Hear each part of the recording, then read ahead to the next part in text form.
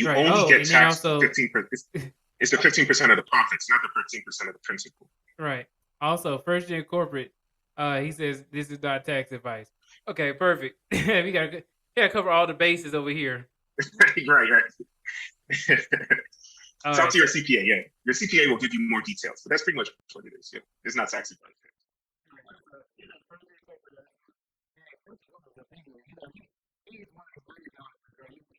Financial industry.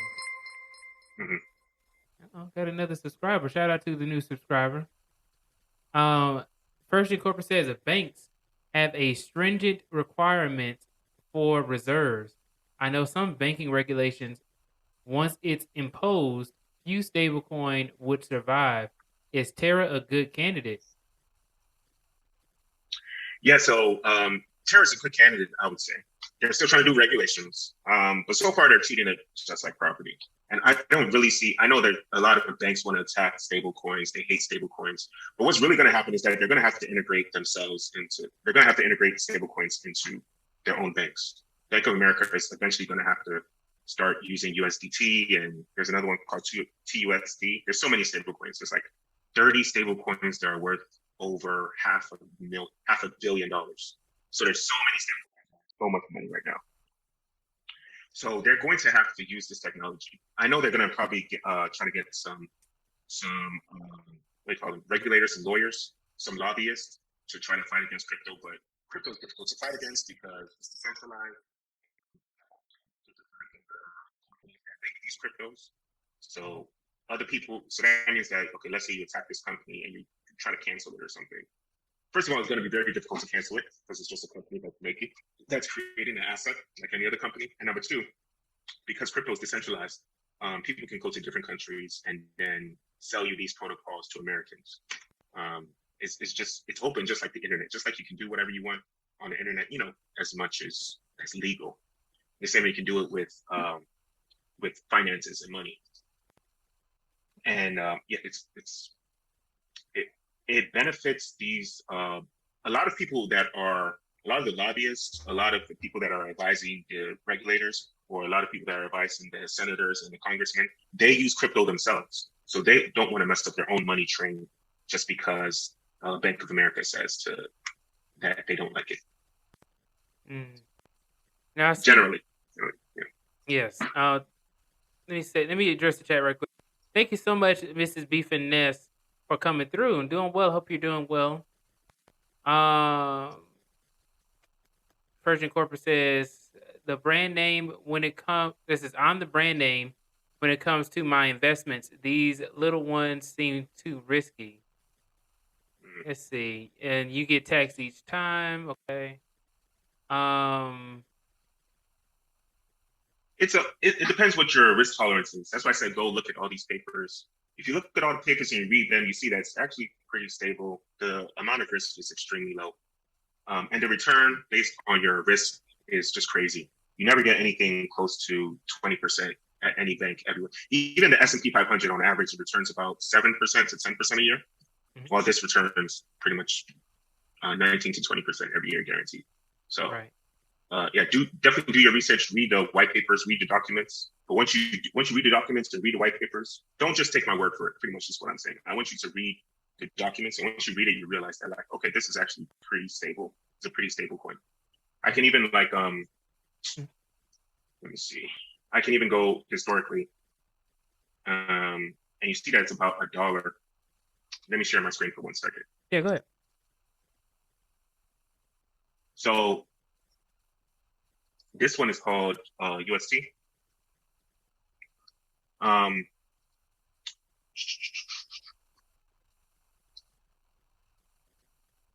So it's acting up right now. But okay, so look at the bottom right here. This is are you seeing screen already? Yeah, hold on. Okay, let me try to.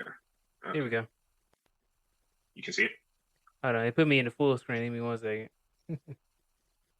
Exit full screen. I think I do this. There we go.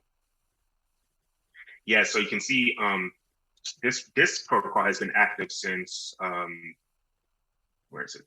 November, or I guess October 4th, 2020. So it's been going on for about 14 months. And throughout this entire 14 months, it's very, very stable. It fluctuates between like, it stays at literally $1, but sometimes it'll go down to like 95 cents or 98 cents, or maybe it'll go up to 104. But it's very, very stable. It's a very, very stable coin. It's designed to be stable, and it has a market cap that's just increasing. Yeah, so the market cap has been increasing dramatically. It started off when it first came out at about 150 million, but as time went on, more and more people are putting their money into this protocol. And then in November, it just shot up for some reason. Now it's worth about $8.7 billion is the market cap of this coin. And even some other coins that are very similar to it. Now, I want to bring something up to you. Well, is that I don't know if you know who 𝘊𝘰𝘯𝘕 is. Had him had him on my panel several times, and he talks about crypto a lot as well. He's going to be having a debate a little bit later on. I think it's going to be at 8 o'clock. And I wanted to see if he wanted to join on that panel as well. He's going to be debating whether or not if the USD is going to crash. So, the regular dollar? The regular dollar. Yeah. So I think this kind of transitions into it. You know what I mean? Yeah. Okay, so before that, let me just explain how to actually get into this protocol. Oh yeah, of course. Can I do that? Yeah. Okay, so I'm going to show you how to do it. A lot of things you're going to have to use your imagination, because the process, you have to do something, and then it takes like 2 or 3 minutes, and then you have to do the next step, and that takes another 2 or 3 minutes. So I'm just going to show you what the step is. You can put this up later. Okay.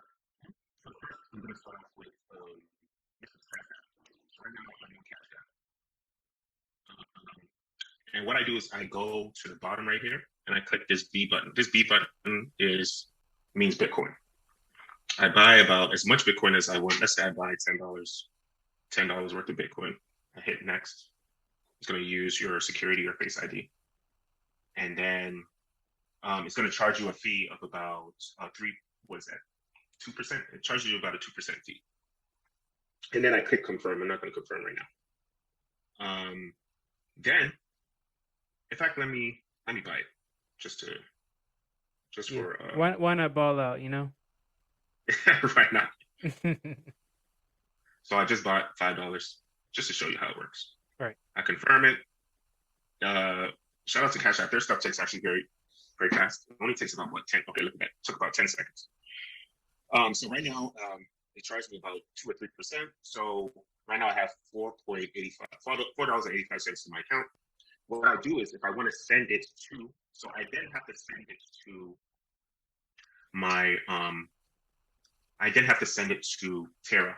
I have to send it to Anchor, right? In order for me to send it to Terra Anchor, what I have to do is I have to click this airplane right here. So I click the airplane, and then the first thing I do is I need to create a wallet. So in order for me to, hold on 1 second. I go to the app.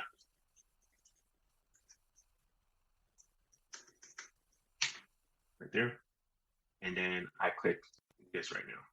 It's going to ask, this right here will actually say connect your wallet. So when I click that connect your wallet, it's going to ask me to go through certain steps. These steps will, I actually have some pictures I can show you. Now, I don't know if it showed any information on there that you couldn't, that's supposed to show, you know. Yeah. Don't worry. I'm going to delete this wallet anyway, so. Okay. You know, I'll be trying to make sure, because, you know, it's supposed to be secret and all this. Yeah. Okay. I think that's really like one of the biggest goals is secrecy, right? You know, when you're talking about your wallets and stuff like that in cryptocurrency. Okay, so it's gonna ask me to create a wallet. When I create a wallet, I'm gonna give it a name. I give this name called First Terra Wallet. As you can see, First Terra Wallet. I gave it a password, another password, and then the most important part is your seed phrase. Never share your seed phrase with anyone, ever. This is how decentralized a crypto works. If you share this seed phrase right here, you're going to have to your wallet. So never share it. In fact, you're supposed to, it says right here, you have to write down your seed phrase. You want to write it down on a sheet of paper and then put it in a safety deposit box, or put it in your safe, or put it like in your drawer. So put it wherever you want to put it, but do not take a picture. I know some people are like, okay, fine, let me take a picture and I'll make sure that I don't upload that picture to the internet, but there's no point in risking that. And you don't really use this phrase that much. What you actually use is your password that you can change like whenever you want. But your seed phrase can never change. It never changes. Because whoever has the seed phrase, they can have access to your account. So anyways, so then you write down that seed phrase, and that's how you set it up. Then you come here, right? Mm-hmm. And then you would want to go. What you're going to do is you have $4.84 in your account. You want to send this and this is Bitcoin, by the way. It's $4.85 worth of Bitcoin. You want to send this $4.85 of Bitcoin to an exchange called KuCoin. Right? It's called KuCoin. There's other exchanges. There's another one called Bittrex, but I don't really like that one. That one is based in China. I don't really trust China like that. So use KuCoin. I don't. So use KuCoin. Go there, and then you want to go to. Okay, so I have KuCoin right here. So what you want to do is you want to go to assets. This is KuCoin.com. Sign into KuCoin. Go to assets. You're waiting for it to load. You go to assets, and then you go to main account. Sorry. You go to main account, and then you go up here, and then you search. So what you want to do is you want to deposit your Bitcoin. You want to deposit your Bitcoin that's on your Cash App, and you want to deposit it onto the KuCoin's Bitcoin wallet. So you search for Bitcoin right here. So you see Bitcoin right here. Because you want to deposit the Bitcoin here, you click deposit, and then you make sure that you go here and make sure that everything looks good. It's cryptocurrency called Bitcoin into the main account, and you're using the BTC chain, the main chain. And then what you want to do is, this is your Bitcoin address. So you can give this to anyone else. If you give this address to someone, they can deposit Bitcoin into this address. But what you're doing is you're taking your Bitcoin from your Cash App, and then you're putting it I'll be right back. Yeah. You can keep going. You want me to wait for you, or? No, you can keep going. I just had to take a call real quick. Yeah, so what you want to do is you want to move the Bitcoin from your Cash App wallet right here. I don't know if you can see it has the record button in the way. Into your Cash App address. This is your Cash App address with this long term. There's 24 keys.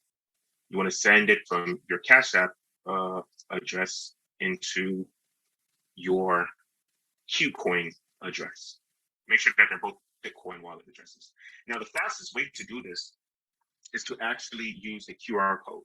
So you want to hover over this, see this hover over this QR code, and then you want to grab your phone, and then you want to click the airplane button, and then click this camera button at the top left right here. So this is my computer right here. I'm looking at myself on my computer. And then you want to go to the KuCoin page that we're just looking at, right? So it's kind of hard for you to see. But what I did was,